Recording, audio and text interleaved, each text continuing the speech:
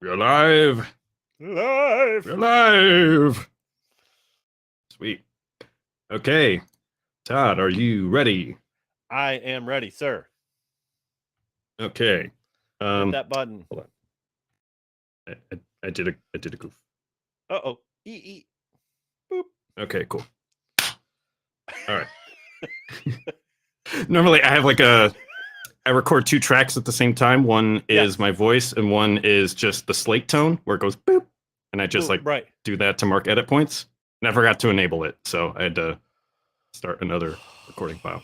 Okay. Jeez. Boring technical crap you don't care about. Okay, here we go. Hello, fellow Galactic listeners. I'm Aaron Hoolian, and this is WSTR, Galactic Public Access, a Star Wars podcast. Welcome to episode 316. We hope you and yours are well, and with everything crazy going on, we want to continue to be a platform that promotes positivity, life, and hope, and a little Star Wars along the way. Today, we are doing just that with an Imperial inspection, this time on the OG gangster, Jabba the Hutt. But before we dive into the criminal underworld, let's see who we got here. Mr. Todd Hoffman, welcome back. It's Todd the Human now. Oh, okay. Yes. Todd the Human. Okay. Yes. I feel like... Is that like Adventure Time? Finn right. Finn the Human? Jake the dog? I don't know. I mean, Jabba the Hutt, it sounds cool. It is cool. But like when you really think about it, it's dumb. It's really dumb. So we were just like, it's weird, you just don't call Oriole the dog or whatever, Yeah. Well, sometimes Star Wars is just weird. And that's what we're here for. That's what we're here for. All right. Carla has the night off. So Todd, if you would go ahead and tease that news, please. Okay, I will. First news item is Striker. Yeah, exactly. Next is Upfront. Okay. Cards is the third item, but we don't stop there. No, we got 5 news items. Oh, wow. The next one is jam-packed. Yeah, another one is a juicy one. It's treason then. Ooh. Yes. One of my favorite lines. And then bye is the last one. So get out your decoder ring, your data pads, and we will be back shortly to talk about those news items. It's a lot. Right on. It's a good Thursday to be talking about Star Wars, I guess. So we are eating well tonight. That's right. Feasting on all those news morsels. Speaking about eating. Ooh, yeah. Speaking about eating, why don't we talk about a giant slug? That's a gangster. Bon appetit. It's time for our main topic. So if you're not familiar with our Imperial inspection, we like to take a deeper dive into the characters of Star Wars. And we've done a lot over the last couple years, but we have not done Jabba the Hutt. So it's time because it's the 40-year anniversary next week of Return of the Jedi. Oh, yeah. My gosh. So we thought it'd be good to bring in the old Jabba the Hutt and discuss our favorite Hutt. We were also talking before the show, like, does that imply that there's Jabba out there that we should be worried about, or like what's going on here? So again, we just like to take a little dive and go peek behind the curtain a little bit, and so maybe let's start off with Aaron. What makes Jabba the Hutt so cool? Man, he only has I don't know, 20, 30 minutes of screen time, if that. Yeah. But he's basically always this kind of threat in the background. And we'll kind of get into this later, but when you have A New Hope, you basically have 3 different factions at play. You have the Empire, the bad guys, of course. You have the Rebellion, the good guys. Yes. which would include our heroes. But then you have the kind of criminal underbelly, which is kind of this like gray Yes. area, Yeah. and it's uh, it's something that's common in basically every Star Wars story. There's some kind of criminal underground element, and really that's there because it makes Han an interesting character. Um, we have Luke kind of coming in from this kind of naive innocence under the kind of watchful eye of his wise mentor Obi-Wan, and we go to Mos Eisley Spaceport, um, a wretched hive of scum and villainy, and it's kind of like in It's hero's journey eye-opening. terms, it's crossing the threshold into another world. And that's where we meet Han. He's kind of this unlikely hero that joins, the heroes that we are familiar with already. And for him to be interesting, he needs to be like maybe not a guy you can count on to do the right thing. Or rather, he's not like a good guy per se, but he can be counted on to do the right thing in the end. And so he needs to be this kind of smuggler character who, he's kind of on the wrong side of the law, but he's a good guy deep down inside. Right. And for him to be kind of like steeped into that world and to be able to bring that with him, he needs to be, he needs to be kind of tangled up in some of the mess of that world. So that's where we get Jabba the Hutt. Yep. And he's basically just mentioned in A New Hope, where he's like, tell Jabba I've got the money. Yep. Basically this mob boss guy, and that's it. And it's very implied, right? That's kind of the cool thing. I mean, not much is said. There's a lot of things that are implied in Star Wars, and it's clear that we know that a gangster. We know he's a mafia guy. Like Han's not the clean hero we want, but he can be reliable, like you said, and he's got this thing going on that he's squirmy, wormy guy coming after him. So yeah. So that's it. He's just mentioned, and he's basically this thing that's chasing Han, so that Han, has a reason to help our heroes out. Then in Empire Strikes Back, he's still kind of a force in the background, where Han was supposed to take care of business after A New Hope. It's not able to. And so he's got, when the Empire gets these bounty hunters after him, part of the whole deal is that Boba Fett's basically gonna double dip. He's getting paid by the Empire to capture Han as a means to get Luke, of course. Then he's gonna, freeze him and turn him back into Jabba and get paid that way too.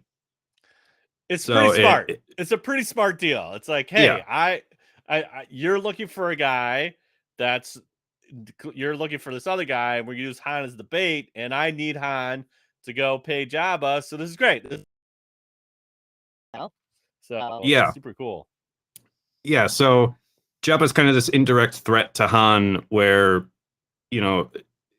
good kind of action movie or fantasy heroes, like, they always got to be running from something. They can never rest, and that's true. Jabba is that thing for Han. Yeah. And then Return of the Jedi is where we finally see him, and I guess maybe up till this point, Jabba the Hutt could have been anything or anybody. Could have been just a guy. Yeah. But he's like this giant space slug. He's disgusting. He's kind of like living in opulence, and his whole ability to wield power is through like social means instead of being like this super tough dude who could kill anybody. Yeah, it's truly information. It's an information broker, which I'm fascinated with that story type, because it's not like, I mean, I guess like that today, but it's such a interesting part of, like, he knows information and leverages. I mean, he's doing more than just information broking. I mean, he's definitely, obviously, I mean, Han's a drug smuggler. I mean, that's basically, he's drug, he's just, kind of space space freighter of spice is what he dumped, and that's why Jabba's mad. Spies. Yeah, Yeah. he's mad. Jabba's mad because that costs him a lot of money, but even Han in his dialogue is like, hey, even what do you want to do? Keep it and then get busted? No, I dumped it, so it shows that I have a clean. I'm clean. Um, it's Yeah, it's breakage. it's breakage, yeah, and so he's doing all kinds of different stuff that I think is, again, it's part of what makes it's just not. You mentioned it. It's the gray. Like it's not just good guys and bad guys. There's Jabba who's plays both sides or a couple sides. It doesn't matter. He's just in it for the profit, and if it's good for him, he has everything. I think that's what super Yeah. fascinating about Jabba is like you said, it could be anybody. You never know who it could be, and we finally, I mean, the first half of Return of Jedi is puppets in space. This thing is just like chock full of just awesomeness. And I'm just like so intrigued by his design. I just, Hmm. I mean, it's just one of the greatest puppets of all time. I mean, that's what he Yeah. is. He's a puppet, but like, even like as a kid, it's just like this dude is freaky. He's just nasty, and he's right. Hmm. His power is not his muscle or anything. His power is his knowledge and who he knows, because when we Yeah. walk in, And it's money. like, yeah, and it's like, yeah, the money. And it's like when we walk in, it's like, oh, but there, you're like, oh, so he has these bounty hunters, and then obviously there's a couple more in the special edition, but we'll get to that later. But basically, Yeah.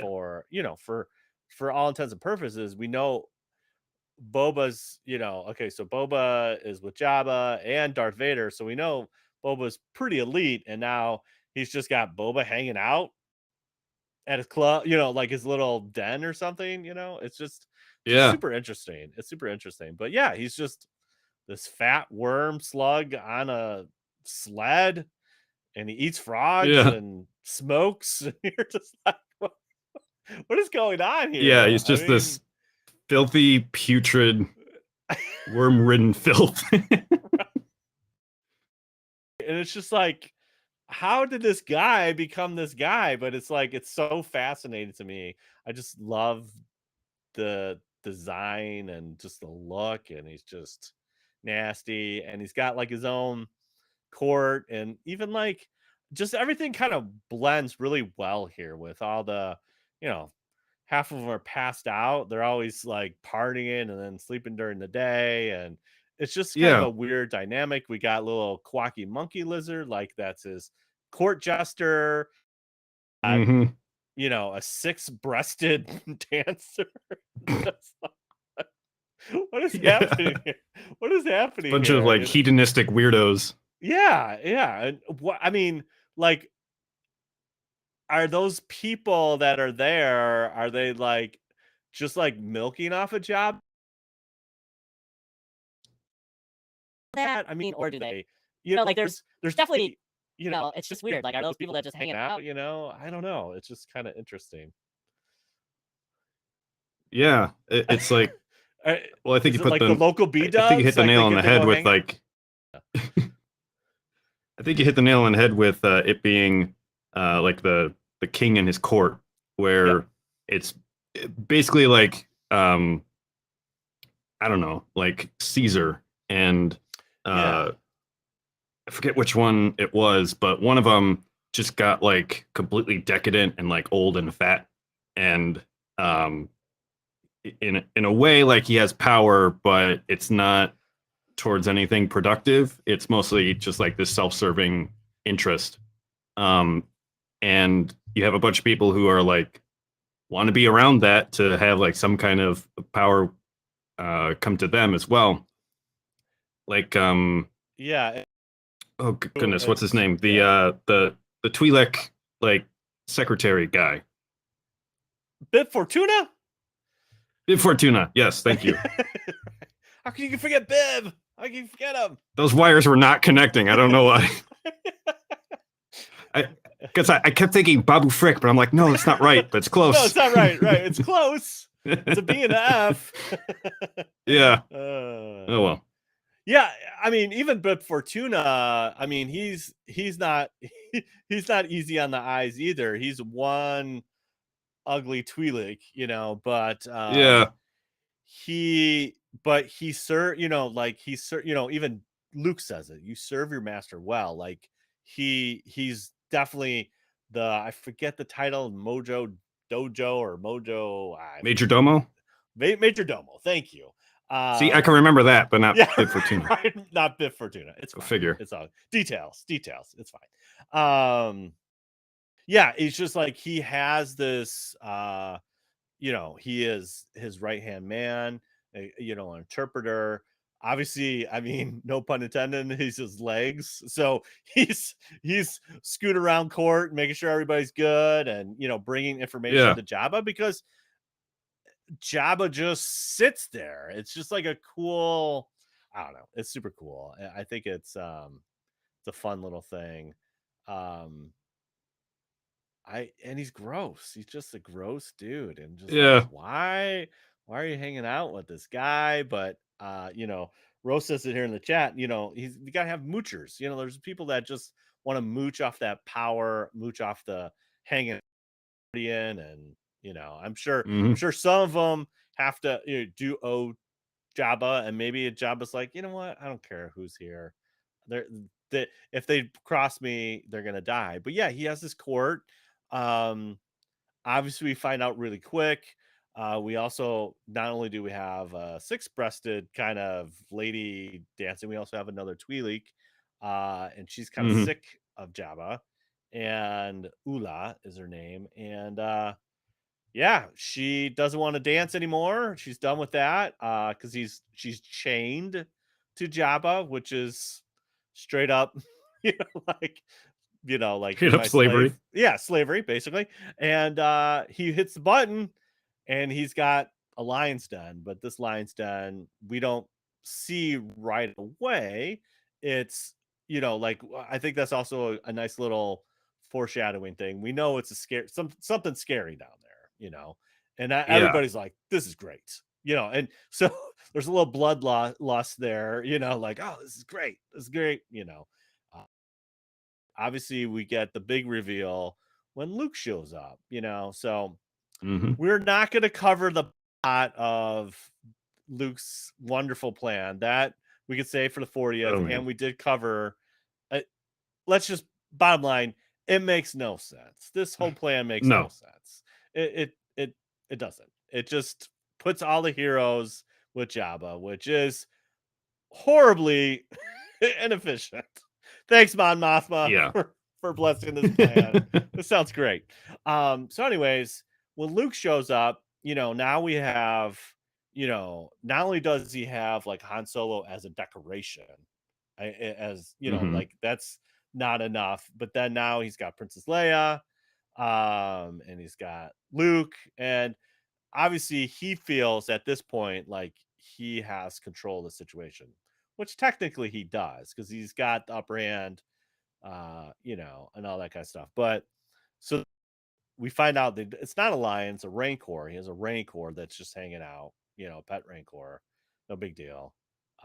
Again, I think that's like because they're not native to Tatooine. That's like another thing, So obviously in 83 we didn't know this, but I mean, rancors are from Dathomir. They're, so it's like this animal that's not native to Tatooine, which also speaks like of his wealth and his power and all that kind of stuff, Yeah. So I mean, Caesar did the same thing. Many of the Caesars did the same thing with the Colosseum. yes, they imported animals from like far and wide. It's a show of power. Like, look what I can afford and look what I can acquire. Right. And I'm going to kill whoever I feel like needs to be killed today, which is another kind of very power rich thing. And it's just like, it all works. And then obviously, like, even it's so creepy, like when Leia gets captured, he's like, we have powerful friends, and you get up real close, and he's like, ah, you're like, oh my god, Yeah, the tongue coming out. like, Oh, ah! And then the best part of the that sound scene is design is like, great on that. yeah, and the best part is like Bib Fortuna is like also he's like, ah, he's like, this is great, you know. I'm just like, dude, you're Yeah, sick too, dude. But yeah, it's yeah, just a great, like, Jabba just represents the ugly side, and he's ugly, and he feels like he can have anything because now he has Princess Leia, he's got Han Solo, Chewbacca.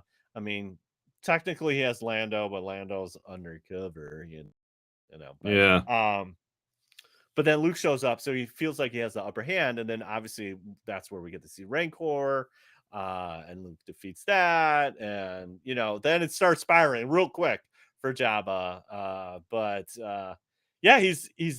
I think you said an hour. I think it's 20 minutes, man. It's about 20 minutes, and that's all we got at Jabba. But it's such an yeah, impactful.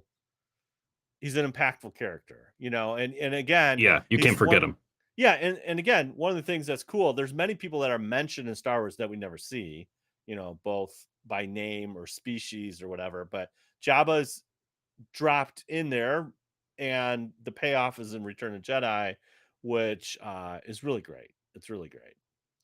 Um yeah, I just like it. I just like it. But should we talk about the special edition just for a second? I suppose we have to. I mean, I mean, yeah, he shows yeah, up a little bit in the Phantom Menace, that's true. Yeah, but that's pretty much but it. And but we did see him again, kind of in the special edition yeah, I mean, we saw him first in the special edition. If we're following timeline wise, you know, we chronology. Yeah, chronology. So special edition obviously is released in 97. Uh, so again, this is something, you know, which is interesting, and it kind of makes sense why Jabba is actually mentioned in Hope, is that Lucas had this scene planned. He had this planned and filmed. At the time, he's just a stocky little fat human guy, but yeah. he thought even Wearing like a then, giant fur coat in the desert. yes, yeah. I I don't mean, it know. makes sense. It makes sense. Um, I mean, I think though the original intention was like him to be something different than this human. It was more like, let's just have him read the lines and do this thing. But you know, it is it it loses its luster in a sense that it's a great scene as far as like you get to see the Falcon, you get to see Jabba's henchman kind of checking out, you know, Han's ship, which is like, hey, that's mine. You know, that's kind of also creepy a little bit, where it's like, hey, I'm just hanging out at your ship, which is yours, but technically could be mine because of this thing. But it's a very mafia thing, which I like, but it's just the design of Jabba is, it's like night and day. It's like It he sucks. it's, it just sucks. Yeah. It's it's I don't know. It's just weird, you know. It's just a weird. It Also, from like loses. a story structure kind of point of view, that scene is basically unnecessary because like all the information that's given in that scene, we get in the Mos Eisley Cantina with Greedo. Yes, So correct. it's just unnecessary, and that's why they cut it. Right, right. And obviously, he didn't want some. Nothing's code. I'm sorry, there's not. So, uh, Yeah. just like you said, like all that's really relayed. Um, you know, like tell Jabba, I have his money. I'll get his money. You know, like that's all he's doing is really Greedo's like, hey, you got to pay up, bro. You know, yeah, it's just a bad design. It doesn't even look the Jabba we know from Return of Jedi. You know, Hmm. um, then we got the weird stepping over the foot thing, and Oh, or the yeah. tail, the foot with the tail. It's just like, oh gosh, it's kind of It's cringe. embarrassing and it's It's bad, and George should feel ashamed. but I guess you could say that he was able to digitally replace a character, use old footage, and it's still in relatively terms, it looks like it fits in For the time, it was fine. Yeah. But yeah, mostly anything. The special editions are like a test bed for can Yeah. I do this new trilogy? Right. So Right. it served Yeah. a purpose. It served some kind of purpose, you know. But like you said, then we get to see Jabba again in the Phantom Menace. So he is part of the Bunta Eve Classic, and he is Hmm. like, I guess, the Grand Marshal or the Grand, I don't know.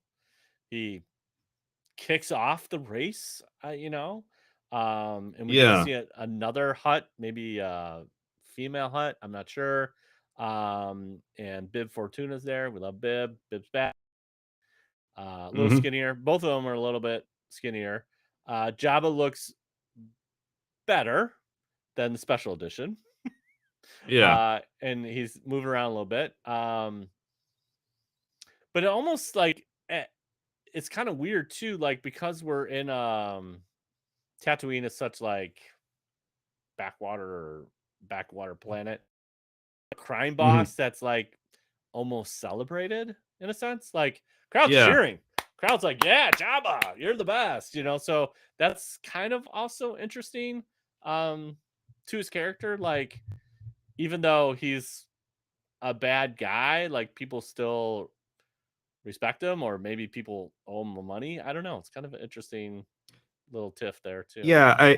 If I had to guess, that would basically come from like organized crime families, Yeah. in New York and Chicago from like the early 20th centuries.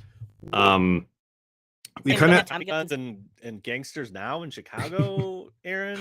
well, maybe we do, but what I'm saying is like people kind of forget that Italians specifically, but a lot of these kind of organized crime families were like second class citizens, and they couldn't get like a lot of the resources and things that the majority could. So basically, they would form these like little communities in whatever city that they were in, and you know sometimes if you wanted to either get protection or just the resources that you wanted, like you basically had to rely on these crime families. Mm-hmm. And their Yeah. basically their whole strategy was like, we're going to take care of our own and kind of basically form our own government. Yeah. And as long as you kind of like kiss the ring and make sure that the money gets kicked upward, like we'll turn around and take care of you. Um, Yeah. it wasn't always like organized crime that this would happen. Um, I'm I'm thinking of specifically in Chicago, like uh, early 20th century, late 19th century. Uh, like for example, Polish immigrants. They basically had like a Polish neighborhood, and they would Yes. have Yes. like their own banks and their own like retirement funds and things that everybody would just kind of pool their money and pay into. And as long as you were Polish, like you could get a loan from these banks or get retirement out of it, because this is like before Social Security and everything. Because it's like, yeah, if you basically had to band together to survive, or you'd be on Well, your own. and if you control, Organized like, crime is one of the ways to do that. yeah, and again, like they control that area. Protection, which is another thing. Like, hey, I protect your shop. I get a cut. And again, according to Wikipedia, Jabba controlled the gambling and the concessions during the popular pod races. So Hmm. maybe he owns the stadium. Maybe he's like, hey, dude, I own the Yeah. stadium. Uh, there's going to be a lot of betting and gambling. So I get a cut of that. So he's making money, and it obviously brings in, people from other nations or other, obviously, planets here in Star Wars. Um, it's it all works and have a big event, Yeah. gambling, A lot of people coming in, betting, not be able to make their bets, and then I get to take them and take the property, and it's a Yeah, win-win I'm not. situation. I should make it clear I'm not like defending organized crime families or anything. Like That's they're the not good headline. people. They did very bad things. But I'm That's the saying headline. they Yeah. served I'm saying they served a function, and part of, for example, making sure that they can do their criminal activities, like smuggle things in at the docks. They would Yes. Yeah. ingratiate themselves with like the dock workers union, for example, and they'd be like, "Hey, we're gonna, we're gonna have strikes, and uh, try like negotiate for better wages and things like that, and we're gonna take care of you, but you know." Maybe on such and such a day, like, don't You're gonna look over at this dock while this right. boat comes in and Right. They might have strange large some. men come in to move stuff, you know?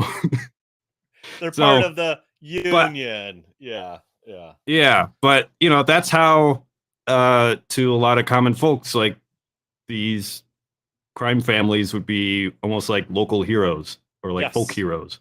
So Well, that's they're bringing kind in of money. They're probably bringing why in they money. were jazzed Yeah. about Jabba. Yeah. Yeah. Right. They're bringing in money. And protection. And hey, this is a fun It's like, event. who's going to So, look out for them? The Empire? well, I think that's the other thing where because of where Jabba's at and where Tatooine is located, the Empire's not there and doesn't have a clear, there's not a lot of Empire presence. So the Jabbas, Yeah. the Hutts own this space. They own the Outer Rim. One of the things that's kind of explained, not explained, is like they own those are protected by the Hutts. That's Hmm. Hutt space. That's something that again, like if you really want to get in the weeds, that's important too. They control where the spice goes and, all that kind of stuff because they have these kind of hyperspace lanes that they're protecting and making sure those shipments get where they need to go and all that kind of like Hmm.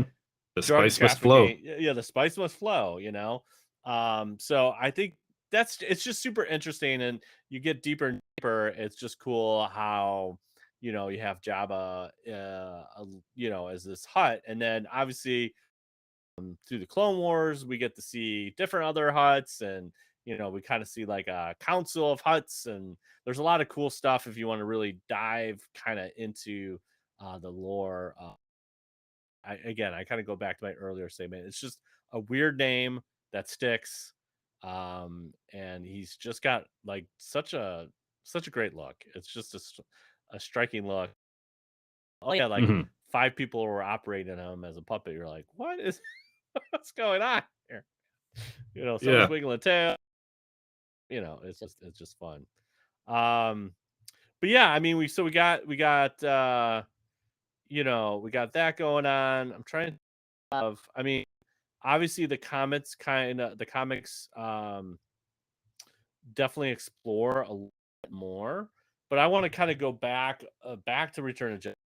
He has kind of a crazy death, bro. Like, so we Yeah. have Leia the Hutt Slayer, uh, takes him out. So as this escape plan is happening, Luke is trying to, not become Sarlacc bait and rescue his friends. During this commotion, uh, R2 helps Leia kind of escape, and then Leia takes things in her own manner and like chokes him out. What did you Hmm. think of this scene? What did you think of? I mean, this isn't a movie, man. Like it's like a Yeah. kids Well, movie, man. watching it when I was like 10, 12 years old, I think it awoke something in me. But yeah, that was wild. That's the kind of stuff you could get away with in the 80s. I mean, well, right? Because we mentioned it earlier. I mean, like basically, he has slaves for dancers. He has his own little band, Max Rebo. Max Rebo, I love Max Rebo. Hmm. But it's just weird that like we have this kind of larger than life puppet person species, and then he gets killed screen like gruesomely by Leia, like choking him out, man. Yeah. I mean, I mean, fantastic moment for Princess Leia. it's a great moment for Princess Leia. Like I for her, but it's like not too many people. I mean, there's quite a few people obviously that die in Star Wars, but I mean, we get the little wiggly. Oh yeah, that's a great detail. It's pretty over the George, top. what were you thinking? Pretty over the top. You okay, bro? Oh. You had some kind of kink. I don't know, man. It's just like, oh man. Was this before or after his divorce? I think it's before. You know, both he and Spielberg were both kind of in a sour mood when they were making Temple of Doom. they were. They were, yes. Yeah, I don't know. That's a good question because again, like technically George, he if you read anything about Return of the Jedi, he's basically a shadow director in this. He didn't want to be what he was seeing from Richard Marquand. What's his last name? Marquand? Marquand. Yeah, he didn't like it. He wasn't liking it, so he became more and more of a presence on set.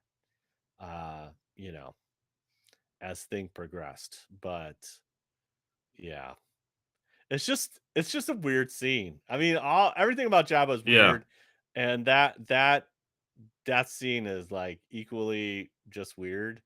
But I mean, it's great. It's a great hero moment. Like, Leia takes care of her abuser in a sense, and yeah, Mm-hmm. I don't know. It's just very interesting. Yeah, it's a memorable death to be sure. Right. Yes, It's like exactly. I mean, Disney has usually been pretty good about having like memorable villains and memorable villain deaths, Yeah. and that always reminds me of Clayton from Tarzan, where he like falls and like is hanged by vines at the end. Like, Yes. ooh, Yes. And that's brutal. they show like the little like shadow a little bit. It's Oh yeah. subtle. It's a little subtle. Yeah. Yeah, I do remember that. But yeah, it's cool. I mean, this kind of like larger than life information broker is something I remember. I think it's Blade, um, with Wesley I haven't seen that. Snipes. You never seen Blade? No. What? Where have you been, bro? We'll call up There's Armand this. and have a syndicate on it. Right. It's one of the first Marvel movies, and it's R. And anyways, there's this nasty looking vampire that's just the same thing. She's like a information broker for the vampires, and she is just like, Huh. yeah. So, anyways, there's that. I just feel like this character type is definitely something that is generationally just easy to kind of go over movies with. Just, you know mafia, knows a lot of information, has power, and thinks he's all that, but he's uglier than whatever. Yeah, it's a great character type for sure. Yep, yep, yep. So as we wrap up, any final thoughts about Jabba the Hutt? Not really. I mean, he's as he's used in the original trilogy is just like the perfect dose Yes. of villain. Uh-huh. Um, he gets a bit more airtime in Clone Wars. Yes. Um, but yeah, I've got very little negative to say about like who he is or No, how he's portrayed or anything. He's just perfect. yeah, and I love are used as these crime lords in the Outer Rim. That's obviously explored more in the Clone Wars, and it just really opens up that underworld which I hope we see more of. We got to see a little bit more in in this kind of new Disney era, but it would be really cool to do something very underworld centric. That would be something. Yeah, when we kind of talked about, with Book of Boba Fett, I feel that's a big miss that they could have explored more. Is that Hmm. criminal underworld ish? Um, They kind of do with like like the families of Mos Espa or whatever, but yeah, that but didn't really go anywhere. it didn't really go anywhere. I mean, they kind of that whole dinner scene. I wish and we talked about this before. Like, I think weren't you even re-editing this part, like where you like put that in the front. Like if you put Yeah, that whole kind of, because Boba in a sense is acting as that mafia guy. Hey, I want to rule it a little bit different, but if you work with me, we can make this work out and make it all a little bit more business than like fear and control. It's just more of a business yeah. deal, which is fine. But I just wish they had that up front, like this is Boba's motivation of what he wants to do, and explored that a little bit more. And they really, again, most of the stuff they're just rushing a little bit. They could spend a whole episode. I mean, honestly, they could spend a whole episode having dinner. I don't care. Like Yeah. you know what I'm saying? I don't know. It's just I feel like it's explored a little bit. And I feel like if we could have something a little bit more of the criminal underworld, oh, be great. Be great. We almost got that with 1313, Don't but even say it, brother. Why do you bring that up? I have PTSD about 1313. it's a good Uh, thing, which is why we can't have it. that's right. Right. It's our lot in life. Yes, yeah. I Hmm. just feel like it's just a great gray area in Star Wars, which I mean, they explore a little bit more in the books, obviously, but I really would love to see it cinematically. Um, and it'd be great. It'd be great to see. I mean, I know Jabba is our first love, but it would be really cool to see a live action Hutt again, Yeah. done right, and not CGI, but like Hmm. puppet style, whatever. I mean, that would be cool. It'd be cool. I mean, come on, Mando. Let's we're seeing again, Mando. We're seeing a little bit more of that bounty hunter, underworld stuff. But it just be cool. We need a Hutt in there, man. Let's throw some Hutts in there, So Yeah. yeah. But there you go, Jabba the Hutt. A slug that you love but hate, and a really cool character type that is definitely used really well in Return of the Jedi, and it pays off. It pays off really good. For sure. All right. That's our Imperial inspection. We got a ton of news to talk about, Dude, so yeah. let's just jump into news of the week. All right. Yeah, I mean, the news is hot. So we got to equally spend some time here. All right. It's been alluded to, but this is coming from Gizmodo. Hmm. Star Wars feels writer strike impact as Mandalorian season 4 likely delayed. What? Oh my God. The Star Wars franchise is being hit hard by the strike, with Andor also impacted. But what about Ahsoka, Skeleton Crew, and the Acolytes? Well, let me tell you more. Gizmodo, uh, even though yet to be officially announced, it's apparently being delayed due to the writer's strike. Deadline reports that the production of the show was previously scheduled to begin in September, but now is most likely to be pushed back. This, of course, makes a lot of lots of sense, since 5 Star Wars shows currently on the calendar is one the furthest away from release. Again, Jon Favreau has already said that he's written at Celebration. He said he has written season 4.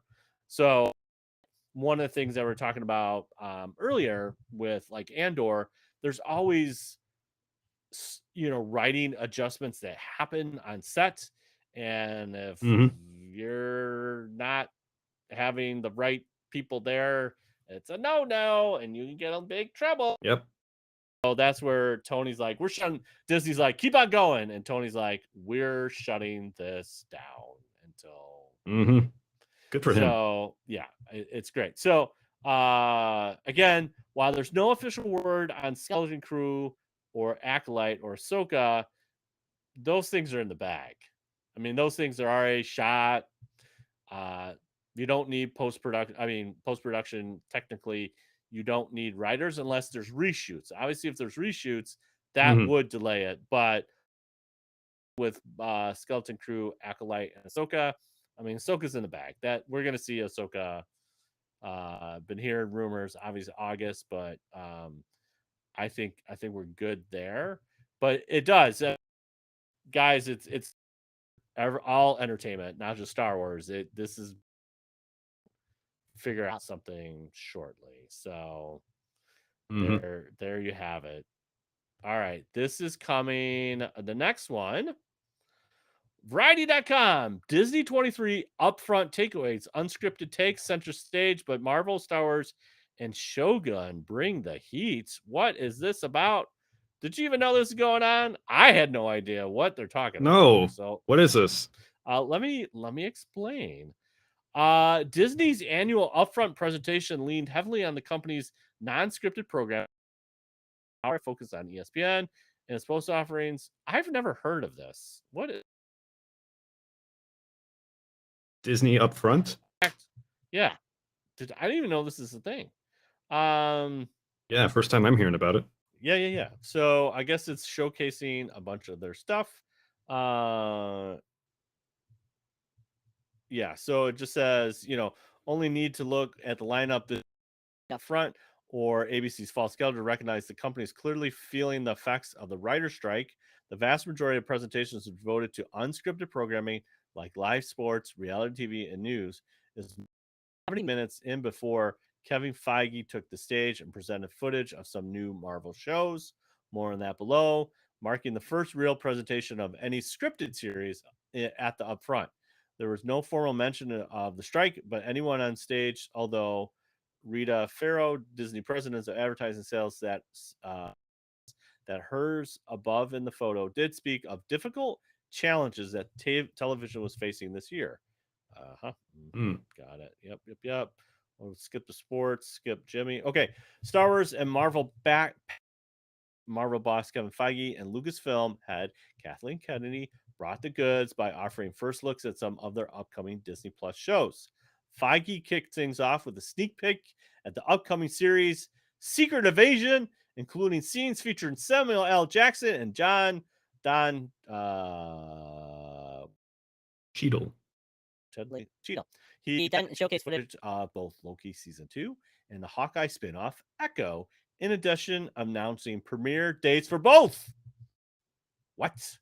Kennedy was offering Star Wars shows The Acolyte, Skeleton Crew, and she also played a new featurette for Ahsoka starring Rosario Dawson. What? Where's this on the internet? Come on, people.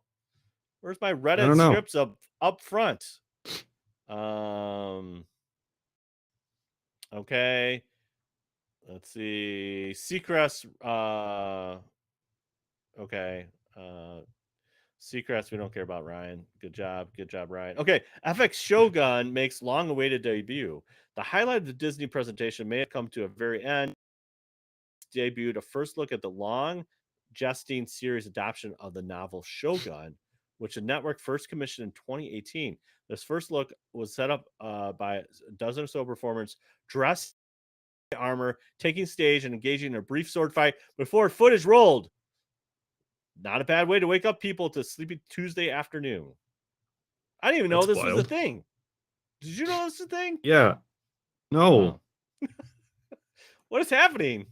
How are there secrets still happening with the internet? This is an annual presentation. This sounds like D23, but it's not D23. It's Disney upfront. So I don't know. I like, how many things do you need to present all your stuff? Man, I don't Oh, know. Scare saying every company has an upfront show for investors and insiders. Oh, there you go. Okay, well, I guess it's like, hey, get excited, keep paying Keep the money investors. flowing, please. Yeah, for all the Jabbas in the audience. It's like, oh, okay, Hmm. yeah. So there you go, Disney up front. So we got footage out there, people. Where's my Reddit leaks, man? I want to see some of that. Come on now. All right. Next up, comicbook.com. Star Wars Unlimited TCG gameplay pre-order launch date details. This was published on after the failure of Star Wars Destiny's Fantasy Flight Games went back to drawing board with regard to Star Wars trading card business and now set to launch a new entitled Star Wars Unlimited in collaboration with Lucasfilm. The game will feature heroes, villains, ships, and settings from across the Star Wars galaxy and described as a fast-paced, dynamic game that is both easy to learn and strategically deep. The game was announced early this month, and FFG followed up today with a sneak peek of the gameplay. And here's what we know. So it kind of goes through this. I'm not going to go through too many details, but it includes over 200 cards for the first set. Spark of the Rebellion alone, meaning that there'll be endless strategic combinations and playstyles that you can utilize and attempt to destroy your opponents based on before they destroy yours. So it's a card based game. There are pictures here, and the art will look art. Uh, Another strategic element to the game relates to your player, which is divided into two different arenas: a ground arena and a space arena. Each unit can be played into one or the other, which means every battle in Star Wars Unlimited takes place on two separate fronts. Nice. So you can have like a ground battle going on, and then you have a space battle going on. Pretty interesting stuff. So this is Fantasy Flight is looking to launch a game in 2024 with a regular release schedule of 3 sets per year. Now be focused on high quality artwork and alternate cards for collectors. Yeah, man. I mean, looks cool. I mean, the artwork's cool. Pre-orders for the Spark of Rebellion sets were not available at the time of the writing, but this article will update that information when it becomes available. Stay tuned. So not quite ready for pre-order, but it's a new card-based game. What do you think about That's that, pretty sweet. Aaron? Yeah, it looks cool. Um, it reminds me both like the art style and gameplay. It reminds me of this kind of like cyberpunk themed trading card game called Netrunner. And that game was pretty interesting because like one one player would be like the corporation, and they Okay. had to basically like defend their assets and like hunt down um like the cyberpunk hackers, and then Okay. the other player would basically be like the cyberpunks who would try to like hack into the corporation and like steal their data and like use their assets against them and stuff like that. um yeah, pretty easy to learn, but there's just a bunch of different ways that you could go about it. So Yeah. if it if this game is anything like that one, then it'll probably be pretty fun. Yeah. I mean, it's kind of cool that they're dipping their hat back in the card-based games, and the artwork looks dope. So I'm super excited Yeah, to see that. Again, this might be something where I might collect the cards and not play, but I don't know. We'll see. It's similar. It seems like it's similar to, again, same thing with like there's kind of two stacks where basically, you have people that just collect the cards, and obviously there's avid players of the game. So there's a market for both. And I think you could, if you have it designed right, I mean, you could definitely have a good collection, and hopefully some intriguing gameplay. So more to yeah. come on that. All right. Here we go. We got to talk about this. Here we go. New York Times, yo. This is legit. Disney pulls the plug on a 1 billion development in Florida, a new office Whoa. complex and relocation of division from California, where it created more than 2,000 jobs, but was scuttled as the company and Governor Ron DeSantis continue to feud.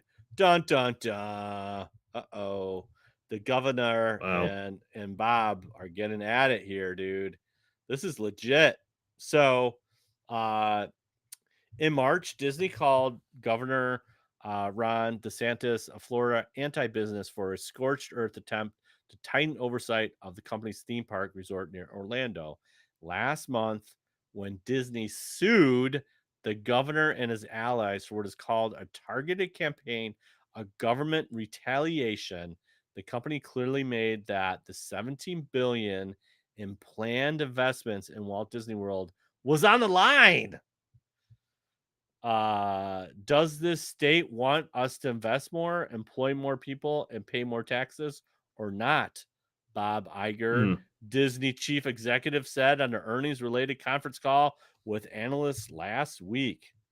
On Thursday, Iger and Dash Doramo, Disney theme park and consumer product chairman, showed they were not bluffing, pulling the plug on an office complex that was scheduled for construction in Orlando at a cost of roughly $1 billion. It would have brought more than 2,000 Disney jobs in the region with 1,200 as an average salary, according to the estimates from Florida Department of Economic Opportunity. The project near Lake Nona Town Center was supposed to cost about $864 million, but recent price estimates closer to 1.3, and Disney planned to relocate as many as 2,000 employees from Southern California, including most of the department known as Imagineering, which works with Disney movie studios to develop theme park attractions.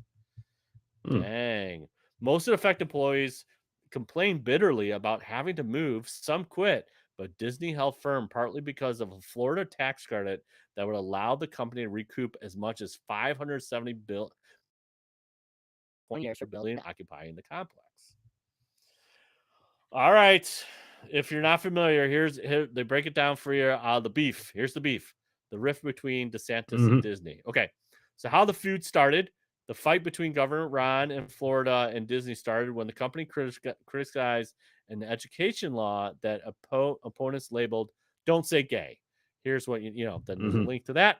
An escalated conflict. DeSantis had conducted a long-running campaign to limit the autonomy of Disney World, widely seen as a Disney opposition to the education legislation. You pat my back, I pat your back, we're good. But this started going down a path. And now the third bullet point is man versus mouse. Republicans are increasingly taking on corporations they denounce as woke. But the Florida governor has discovered that going to war with Disney is a dicey business. Well, what is happening here in Florida, Aaron? What do you think about this? It's kind of like watching the Empire fight the Yuuzhan Vong. Okay. I don't know. Where it's like for different I don't know. We've criticized Disney as a company plenty on this show. But in this instance, I'm kind of on their side. Right. Because, you know, they're not the most progressive company. I would say in a lot of ways they're kind of passive progressive. Where they'll make like gestures towards actual like progressive causes and issues, but not much material change. But the like little bit of support that they have shown, you know, Ron DeSantis is basically just going crazy about and making this a very personal fight. And we like never talk about politics on this show, so we're like briefly putting the politics hat on. But I would guess that it's basically him trying to score brownie points with the GOP before announcing his run for presidency. I don't think it's going to work. I think it's going to blow up hilariously, but it's toying with like the livelihoods of like thousands of people, which is crazy. And it, it's a it's just so odd to me because like I don't know, the GOP is supposed to be like the party for like big corporations and big business Uh-huh. and um tax cuts and things like that. Yeah. But um a little bit of background when Walt Disney first bought up a bunch of land and started building Walt Disney World, he basically made an agreement with the state of Florida that all this land that he bought would basically become its own, basically like a special township where Yes. they would take care, basically, they would allow him to buy all that land and operate it as a theme park if they basically privatized things like The their fire emergency department. services, Yeah, the and fire they would pay for department their would. own. Yeah. Yeah, they would like Yeah. build and maintain their own roads, Yes. and um, because basically, if it wasn't for that, then it would be a huge tax burden on the people who already lived in the area. And so they're Right. basically saying like, hey, if you let us build there, we'll take care of that, so we don't put extra taxes on everybody living here. And that was just kind of the agreement they came to, and everybody Right. was fine with it for decades. And Hmm. then, as part of this whole retaliation deal, they're like, hey, we're gonna Ron DeSantis was like, we're gonna take away this like special tax status for your township. And what's hilarious is like just before they did that, the like leadership board for that township basically got Yeah. together and like voted to basically gut their own power so that when the state took over, they suddenly like don't have the power to do anything. And by taking over the township, they this whole tax burden that Disney took on voluntarily has now been divested onto all the people living in the area. So now all of a sudden, like taxes are raised for everybody living there. So like Yeah. this move has Yeah. benefited no one. Right. Right. And that's and It's rich with irony for me as the GOP is supposed to be this like mhm. big business, like big tax cut kind of party, but in this instance, they're like going against their own principles for Well, a very like they're clearly weird biting the personal. Yeah, yeah, they're biting the hand that feeds them. yeah. I mean, that's So bottom yeah, line. I'm It's not like, a huge fan, not a huge fan of Disney, but in this yeah. instance with this kind of fight going on, I'm just like eating the popcorn. But the thing is like this happens all the time. Like, okay, Amazon wants to come in and build this huge warehouse that's going to employ all these people. You're going to help us. We're going to get a little tax cut for that. This happens all the Yeah, time. Like you said, this was long before Ron and this is happening. Like you said, like Disney was like, hey, I will maintain this so the taxes are not crazy for everybody. I got my own sanitation, my own water, everything's contained. And I'll take care of that, maintain that. You just give me a little tax, you give me a little tax write off. And it's like, okay, we win. And again, this is kind of like what the deal was. It's like, we're gonna invest $1 billion, but long term, it's actually gonna pay us back with the tax write-off. It's an investment. This is an yeah, investment. It's simple business. So, but if you continue to poke this bear of Disney, I mean, again, all this tourism and all the revenue that goes into Florida and everything that's around this area is built from the mouse. It ain't built from anything else. You know what I'm saying?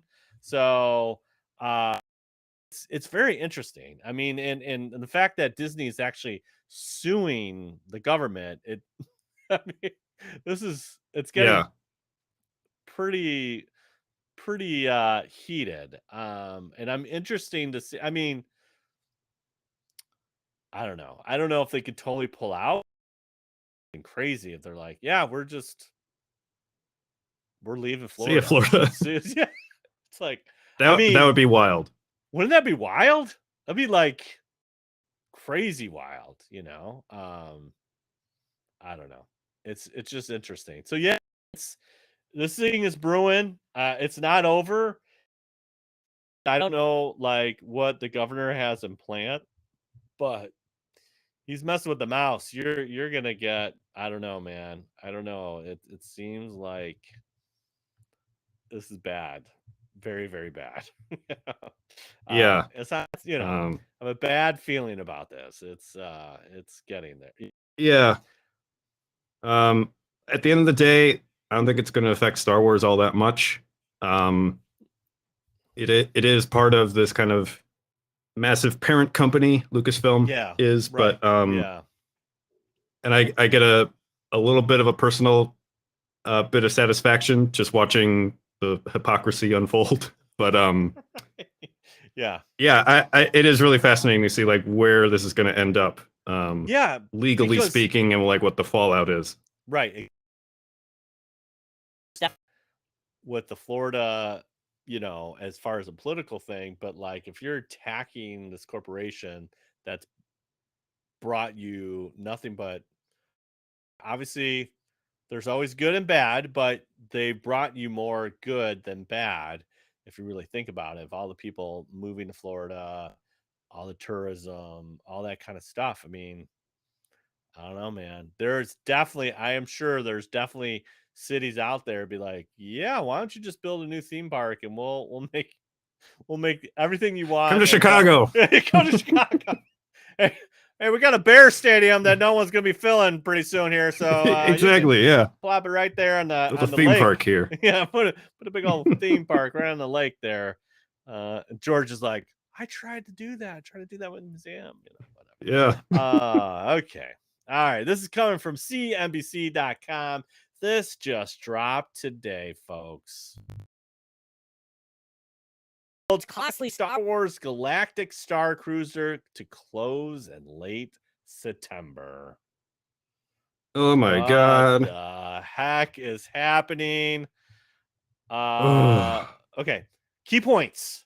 Disney World Star Wars Galactic Cruiser Star Cruiser, a 2-day hotel experience is closing. Its final voyage will take place in late September. Check. The experience has earned some of the highest guest satisfaction ratings in the history of Walt Disney World and earned a Thea Award for outstanding achievement in the theme entertainment space. Okay. Wow. Okay. Great. Got it. Okay. So tell me more. Again, the experience blends elements of companies' resorts, cruise lines, and theme parks into a 48-hour romp in space. First teased during the Disney D23 Expo 18 and opened in March of 2022. Obviously, there was a little delay because of COVID and all that fun stuff. But now the voyage cost about $1,200 per person a day, with family packages reaching close to 6,000 for a 2-day excursion. That can be a hard number to digest, especially considering a typical Disney vacation for four could cost much for a week's long trip, depending on hotel and restaurant choices. But again, however, the Star Cruiser has been lauded as a dream come true for fans looking for the ultimate Star Wars experience. The 2-day jaunt includes hotel, all food, drink, except alcohol and specialty beverages, a day trip to Hollywood Studios Park, and a magic band and valet service at drop off. Oh boy. Um, Okay, it says here at the end, the Star Wars Galactic Cruiser is one of the most creative projects ever and have been praised by our guests and recognized by setting a new bar for innovation and immersion entertainment. The company said in a statement, "This premium boutique experience gave us two things on a smaller scale of 100 rooms, and we're prepared for its final version. We'll take what we learned to create future experiences that can reach more guests and fans." Disney reportedly spent $2 billion to construct its two immersive Star Wars parks in Florida and California, though it's unclear if the cost of the billion Star Cruiser is included in that sum. So we're talking about Galaxy's Edge, obviously, on both parks, the $2 billion. But dude, what are we doing here? Are we destroying Star Wars? What is happening? Ooh. No, we're not destroying Star Wars, Todd. Um, I don't know. I'm unexpectedly like bittersweet about this because like I first read it and I'm like, okay, well, serves you right because Yeah. like this thing was way too expensive. How could you possibly think this is going to work? But looking into it and seeing that it has like some of the highest customer satisfaction ratings, that it like won an Yeah. award, I'm thinking like, um, especially when we were like reading news items about like the construction of this place Yeah. before we got the price tag. Right. Um, this is the kind of thing that Walt Disney probably would have thought of and probably would have tried to make happen. It's Um, there's no it, question it this is a great idea. There's no question about it. yeah, yeah, it just doesn't seem like it was feasible. And I don't know if they wanted just like a high enough return like too quickly that they set the price that high, or if they just thought that demand for it was going to be so through the roof that they had to set the price that high. But then they did, and then like they had a ton of days with like no bookings, right? Or like they could Yes. barely Yeah. Yeah. fill their rooms. So I'm really curious to know like what was the disconnect here? Like what how did this go from, you know, we built this and it's actually a thing to we're closing it like a year later. Um, and I wonder if part of it was, is this like a Bob Chapek, Bob Iger thing where Yeah. they're, Right. you know, just seeing like what's bleeding money right now, Yeah. and Yeah. Star Cruiser is one of it. Yeah. I don't know. I mean, but that's the thing. You spent all this money. I mean, obviously, the Star Cruiser did not cost $2 billion. But it's part of this whole Galaxy Edge project. I mean, Yeah, why is it? Why not just do what the people want and freaking lower the prices so more people can go and see how successful that is? Maybe you don't do it as often, but if you say, okay, for this week, it's 500 bones, a person, you would fill it up. yeah, It's only 100. I mean, again, still pricey, but that's it's something you could save for. yeah, it's like, and it's only 100 rooms. I mean, and again, you're having that experience. Like you said, Walt Disney would be this is a no-brainer. Let's pretend we're going in space, and then when you get dropped off, you're in this galactic city, Batu, and you get to interact and you get, kind of like a VIP treatment. I mean, who wouldn't want that? You just can't. The price point is just outrageous. I mean, 6 Gs for 2 nights. Come on, man. That's just like dumb. It's dumb. That's why like It's dumb. that's why I think we're missing something here. We don't have the whole story. Yeah. 'Cause if Yeah, we like, did, it would make sense. well, like too, again, I mean, business, right? We don't, like how many people they have, like how many, what's the food, like what does that cost? Because it's saying it's all built in, right? And again, there's all these crazy resorts that cost a lot of money, and obviously people, the elite go to these resorts, and it's like, yeah, it's just a hotel and a beach. Okay, great, but whatever. I mean, there's always going to be that kind of elitism around, and I totally understand that. But like, if this is something that, again, you're trying to be approachable with like a middle age, or not middle age, middle income kind of family.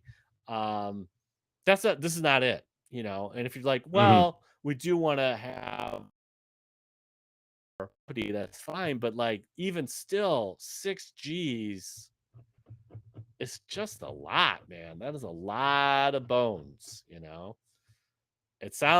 kind of Yeah, sounds like a Hut running it, you know what I'm saying? Something's going on here, like, I just I'm just I really am like what you said, is let's just like, they're seeing stuff that's bleeding money, and they're just like, we have to cut this right now. I mean, they're not going to tear. I mean, the other question I have is like, are they going to tear it down? I don't know. They might repurpose it to something, but what other So, IP has that kind of draw that you'd be able to theme a whole experience for? well, but that's what I'm saying. It's built on property. This is not like some mobile. It's not a mobile starship. It is a hotel Right. that's on the edge of galaxies. It's on the outskirts of a galaxy's edge, and it's like, what are you gonna do with it? You're just gonna sit there? Either you demolish it and declare it like a total loss, or you retheme it as kind of like a generic hotel, but then it's a 100-room hotel. I don't know. But that's what I'm saying. Um, Just bring down the price. Just bring that price, and you get people. Yeah. I don't know. I mean, this is like to me, this is simple economics, price and demand, right? It's like price is too Yeah. high, demand's too low, lower the price, you get higher demand, and who know or you just have I don't know, again, if I'm just thinking out of the box, like Star Wars weekend, you have like all these celebrities come in and you raise the price so they get VIP treatment with these celebrities, or I don't know, you got to have like different packages and different things that would incentivize people to go to this thing. But I just why are they giving up? I mean, it just seems so weird. It seems so weird to me. Yeah. Which again is why I'm saying we're missing something here. Right. Right. Ro in the chat says like this might have been a part of a deeper strategy to declare this a total loss versus giving DeSantis the tax revenue. Maybe, but it I don't know. It seems like it's all part of the same big pot as far as like Disney tax revenue goes. Yeah. I don't know if just cutting that hotel would really make that much of a difference if that was the goal. Um, I don't know. That's why I'm saying we're missing something here. We're missing something deeply here. I don't know. It just seems like, oh, we're not going to do this anymore. And it's like, how can you can't, I mean, this is, I don't know. Meaning, like, how could you like fail at a Star Wars project when it's so Yes. popular? Yes, exactly. Yeah. I mean, they kind of failed already with Galaxy's Edge. I mean, you got to have them all, bro. You just can't have. You gotta bring everybody, man. You can't just you gotta bring everybody to the table. You can't have a thing that's exclusively to one part of the franchise that no one really likes. So Yeah, I guess. you know what I'm saying? Like it's cool. Like obviously I still want to go. I really do want to go. But like you gotta again going back to marketing and stuff like that. You gotta have regular Stormtrooper Day. You gotta have you gotta have Han Solo show up with Chewie's there. Great. Falcon's there. Why isn't Han Solo there? Yeah. Why isn't Lando Calrissian there? Why is it, you gotta bring that, you gotta bring it for everybody, And again, they're missing a big opportunity like Ahsoka and like all these other characters that are ridiculously popular with the kids, and you're not, hey man, I'll tell you what, Disney Imagineers, give me a Jabba the Hutt. Let's see Jabba Hutt there. Like these are things Yeah. like, I mean, come on. It just drives me crazy. It just drives me crazy. I totally understand you want this canonical thing-a-bob doohickey thing, and I mean, even in High Republic, the Galactic Star Cruiser's mentioned, and whatever. But well, now it's Mhm. going to be decommissioned. I don't know. It's just like you have this amazing franchise with amazing characters, and you're just limiting yourself. And that's what I'm saying. Like, it's cool, wink, wink, but like people don't care if it's canon or not. They just want to see Star Wars people. It's the same thing with like Rival First and whatever. It's like, who cares if there's 3 Darth Vaders and a Kylo Ren and they're all mixed together? It doesn't matter. Like, you just Yeah. have them there, and just like you're missing such a big opportunity. Like, how freaking cool would it be to see Darth Vader walking around Galaxy's Edge? You know how Culver's has like a flavor of the day? Yes. They They could do the same thing with the Galactic Star Cruiser. Like 1 week out of the year, like Ahsoka's Yeah. going to be there. Or Right. like 1 week of the year, Han Solo and Chewbacca are going to be running Well, around. and And maybe and maybe that's the incentive, bro. Is like when you land, you're going to meet a special Star Wars character that's only for you, and maybe that's like a special access viewing or something like that. But like, yeah, dude, that'd be sick. Like, that'd be sick. Yes, sign me up. Spend $6,000 to have that experience or whatever. I don't know. It's just it to me. It's like you built this amazing park, and you don't fill it with all the characters that you have at your disposal. Yeah. Well, maybe Being a once little once the dust settles, they'll be able to revisit this, retool well, hey, it. I don't know. maybe they're just gonna totally pull out of Florida, and we'll get another theme park somewhere, and then they can do about Come to two. Chicago. Right, right. We got it. Come on, come in.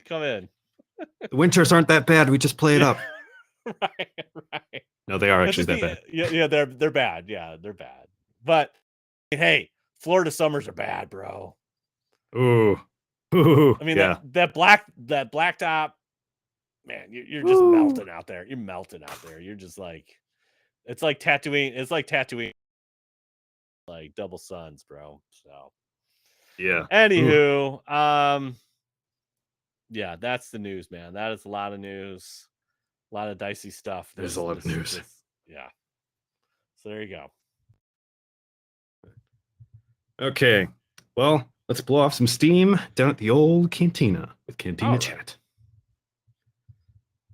All right, the part of the all right, the part of the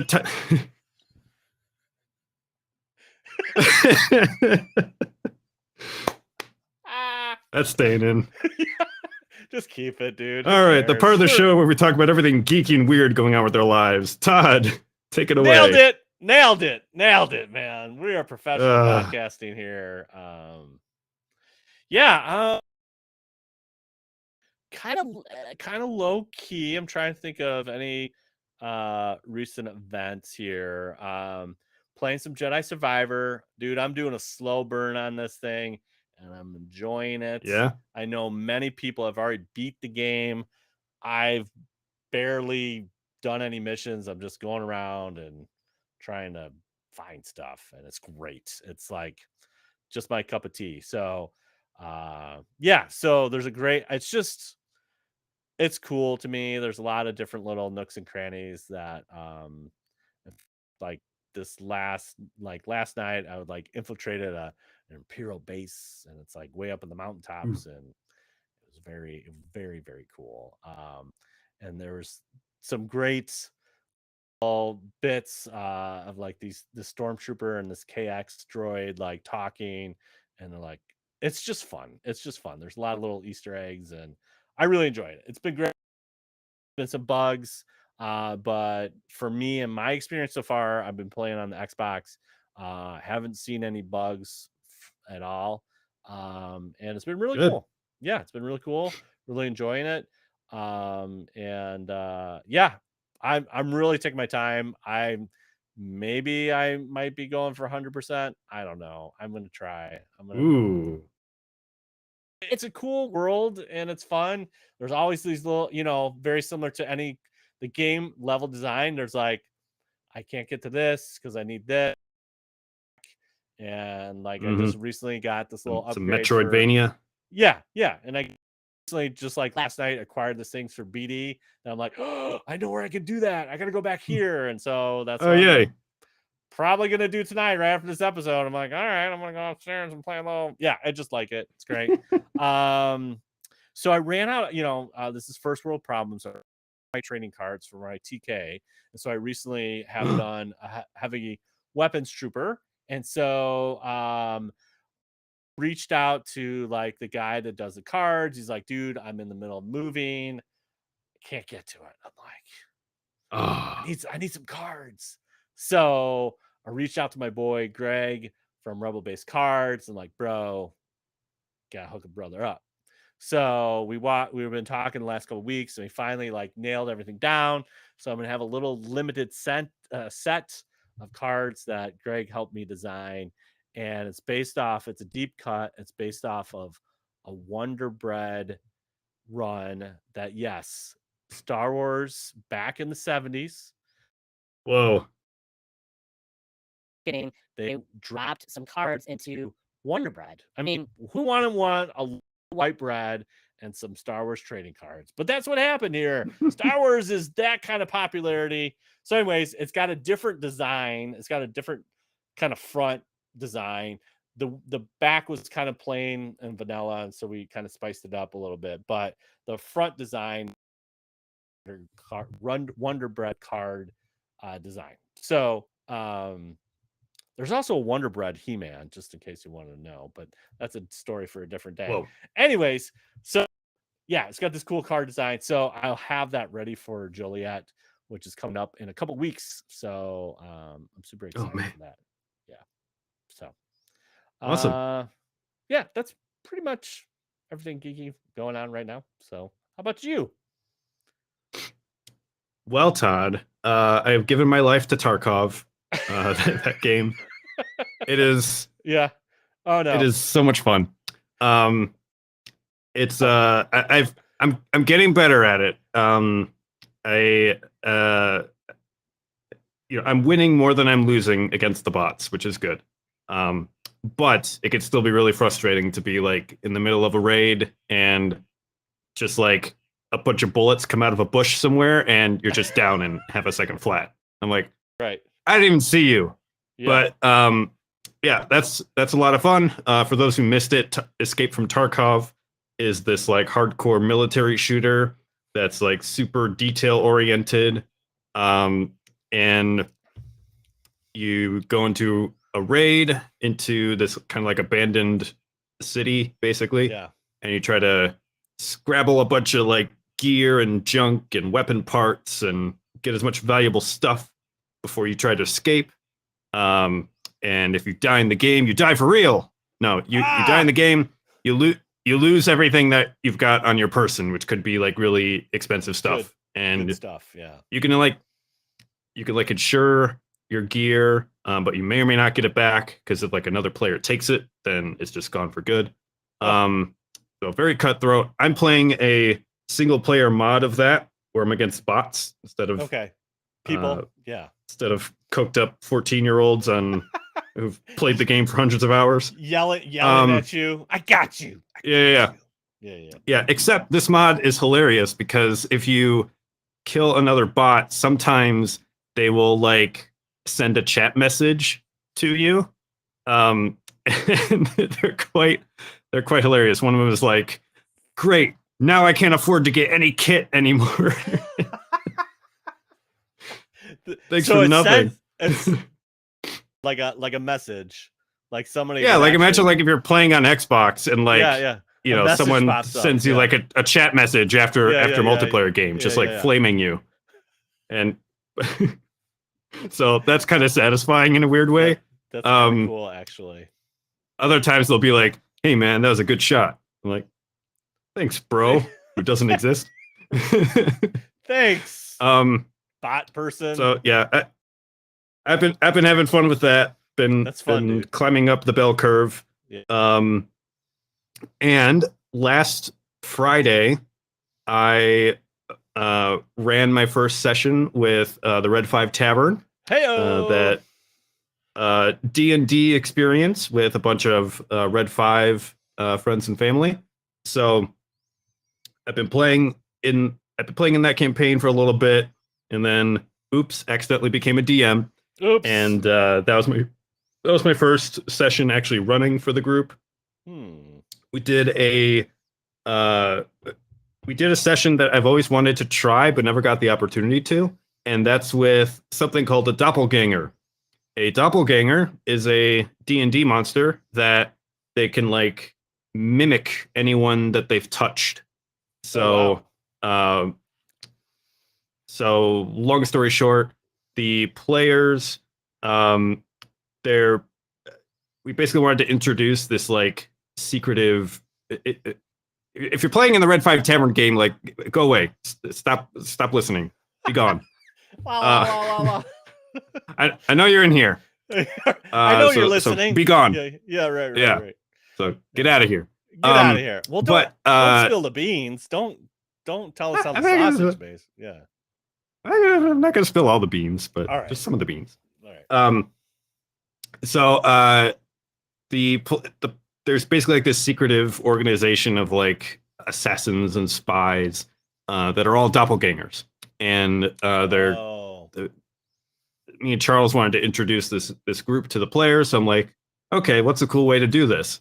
And it turns out having the doppelganger kill one of their favorite NPCs and mimic them and then act all weird is a great way to do that. So this is like Skrull evasion, man. This is like Skrull. Yeah, Yeah. exactly. I love it. So I love it. I love it. I love it. Love it. One of their NPCs is a kobold, little dragon dude named Kark, and he's well known for making this like super gourmet, nice coffee. And so I had the session open up. They came downstairs. Yeah, like it's a beautiful day. Like the sun is streaming in, and like the smoke from frying up bacon in the kitchen is kind of like permeating the air. So you get these like nice golden rays of sunshine coming in through the window. Picturing smell that. You can smell the coffee brewing, and oh man, this is. But then they took a sip of the coffee and they're like, "This is disgusting. This is like Folger's church coffee. This is disgusting." Disgusting. Who made this? So they're like, "That's weird."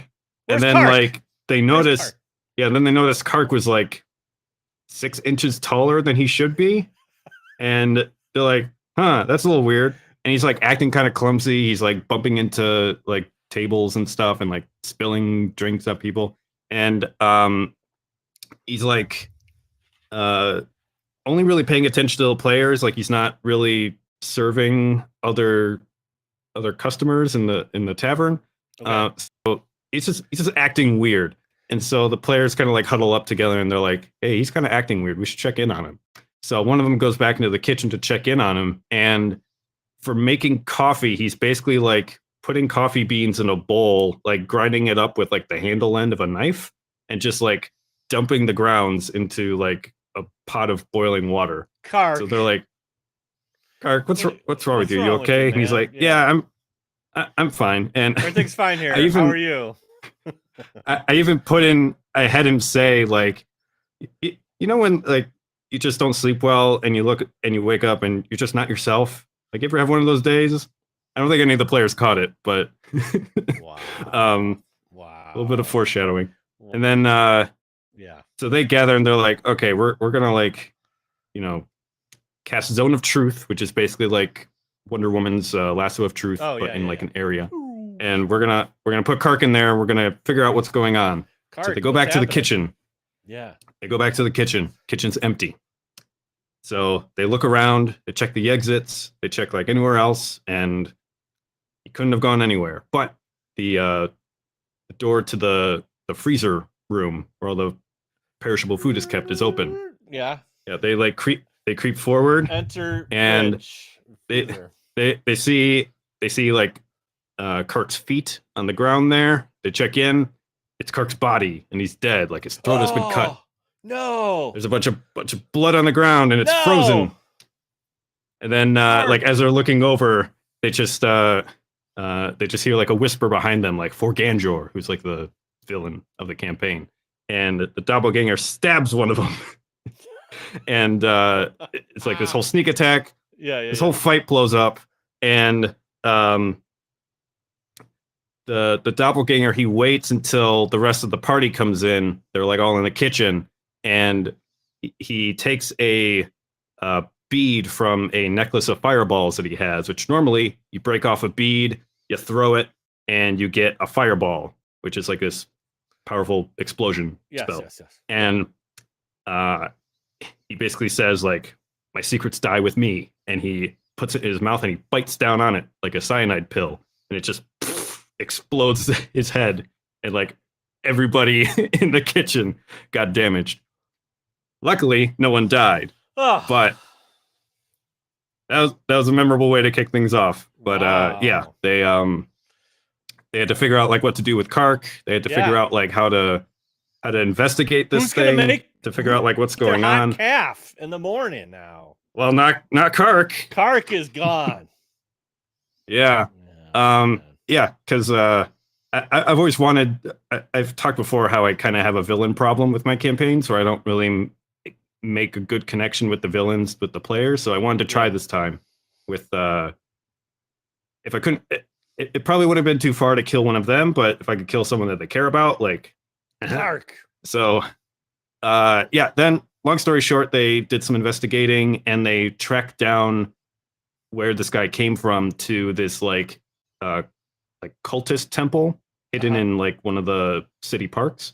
Yeah. And um I did a little bit of a misdirection and How dare you? they were fighting against this guy who summoned something called a Barogura, which is basically like a demonic like giant ape creature. Okay. And to like ready to fight them. And this guy was a gnoll, which is like a hyena dude. And you know, they tried to like talk him down, and they realized that he's from like a different cult, but he's using this temple. And they look around and there's like a bunch of different like deities represented in this temple. And then they realize like, oh, this is like a cultist YMCA. Like they just borrow this temple on different days of the month. Right. Yeah. So they ended up not having to fight him. They charmed him, so he wouldn't freak out, and they were able to complete their investigation. But nice. Yeah, I felt it was a really fun session. Went a little bit long, but yeah, everybody loved it. So I had fun. Except Kark. Yeah, except Kark. Rip. R.I.P. Rip. So yeah, his adopted brother Crack is going to be taking it over. Good. Thank goodness. He's not so good at making coffee. Oh, well, the calf will live on. Hey, have you seen Can't win them all. Yeah, that's right. Have you seen the trailer for Creator? No, I know you dropped that in the chat, but I didn't get a chance to see it. What? That's Gareth Edwards. That's Gareth movie, Edwards. Right? Yes. All right. Well, we can't talk about it yet. So, all right. You got to watch it. Okay. Next time. Okay. Yeah, it's just a real it's about AI. And AI is coming like really hot lately. Yeah. But then like the Google guy like basically left, and he's like, what have I done? And I'm just like, holy, what is going on? Like he's like like mad at himself. Wow. Like he thought AI would be 30, 50 years out, and then he's like, week AI is like running the show and stuff. But wow. It has this really like all this stuff with the chat bots and the art, all that kind of stuff. Like, I don't know, man. Like, just think about NPCs that are like that do their own thing. It's not code. It's like all contained. I'm like, dude, that's pretty sweet. But I just don't want Skynet to happen, Aaron. I watched Terminator 2 one too many times, and it's like, oh man. Once it becomes. Have you seen that movie Her? Uh-uh. With Joaquin Phoenix? What is that? He basically falls in love with like a AI chatbot. Oh, nice. There's this new show that I heard advertised, and it's on Peacock. It's like, what's it called? It's like a nun versus AI or something. What? Yes. I'm not making it up, dude. AI that sounds like an anime. Yeah, AI is hot. It's like gosh, what's it called? Like Nurse Nancy. I'm Googling this. Yeah, no. Live. I don't care. Right. Nun versus AI. Yeah. Peacock. Mrs. Davis? Yes, that's it. Mrs. Davis. That's it. She's like, what is this? It's a real show. This is like a real show. At first I thought, because I was listening to a podcast, like, oh, you got to watch, like listen to the podcast. But no, it's like a real show. And I'm like, okay. Damon Lindelof and Tara Hernandez have crafted a live-action Looney Tunes adventure about a nun trying to destroy the world's first helpful AI. That's what I'm saying. What is going on? I don't know. AI is hot. But anyways, this Gareth one of the things that I'm really excited about is a lot of people that were part of Rogue One and designers and all that kind of stuff. Yeah, they're part. So it has a very Star Wars-esque kind of thing. So anyways, watch the trailer. Then we can talk about next week. All right, if you insist. I know, but yeah, maybe I'll watch a little Miss Davis and see what's happening there. AI's coming, man. I don't know. I just don't want it to become. It's already here, bro. I know. I just don't want Skynet to happen. Anyways. Yeah. Yeah,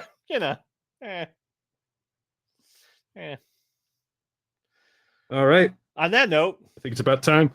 Yeah. I think it's about time we wrap it up. Yeah. Okay. Thanks again for listening to another episode of WSTR Galactic Public Access. You can find us on the socials. Carla at Carla Marie, Jack Todd Tizan, myself at Aaron Julian, and we're part of the Red 5 Network, a wonderful network of Star Wars podcasts.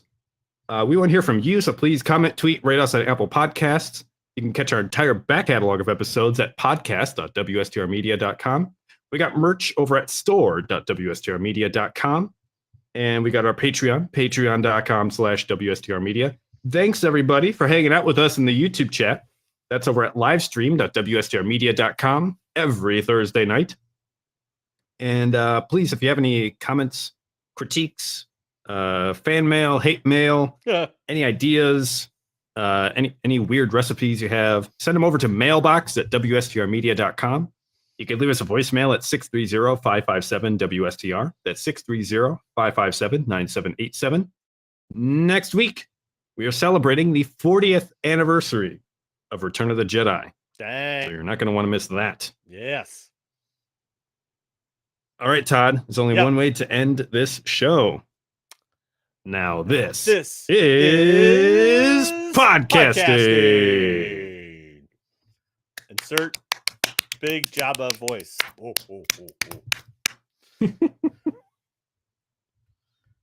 All right. And we're